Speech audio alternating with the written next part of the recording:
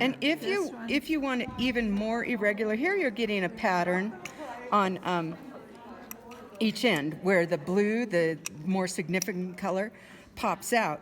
But it's still nice because it's making a pattern, you know, almost like it was woven. This looks like woven fabric. Yeah. And I flip, and I let off, come back. Meisha. But a trick that I use, if I'm seeing a significant color or pattern that I don't want, this blue stripe, so then you can take a partial of this, a portion of it, and cut it, and then just reposition it. So then you have a totally different one, right? It's best to cut off the ends so they're nice and clean and go back together. But then if you did a couple of those and you took from all three and flipped back and forth, it'd be more irregular, not the pattern. So then I just, oops. Yeah, sure, that's the way you do it. But, a lot of times what I do, so it doesn't do things like that, is I back it with a super thin sheet of clay so that it's solid. But let's just do it.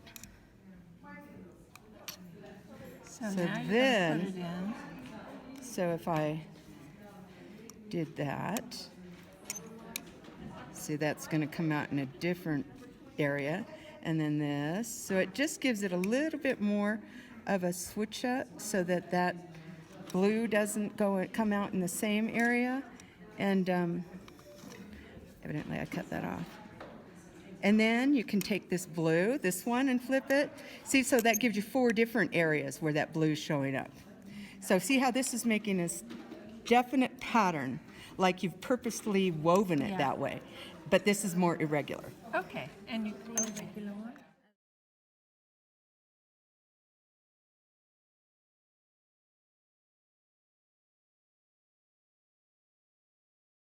Thickest. I mean, I'm just making a thicker stack, so the thicker the better, right? So, but if you burnish in between, it's just going to take care of bubbles. Ultimately, I'll be cutting through the stacks, and if they're not properly burnished together, they'll show a line, with a bubble, essentially. Okay, so sometimes I just burnish with the back of my blade. If it's a stiff blade, it works great. And then at this time, it probably makes sense to also burnish from the back so that you're just getting it from both angles. Okay. All I'm trying to do is get a solid block of clay. Okay. So now I've got a solid block of clay. Just for good measure, let's do it from the other side as well.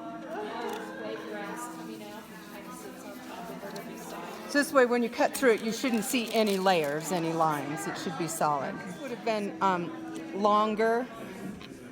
I mean, like keeping the full length, but a steeper angled cut, like a 45, right? You can see that that's probably kind of a 45. Yeah. Maybe actually more than a 45.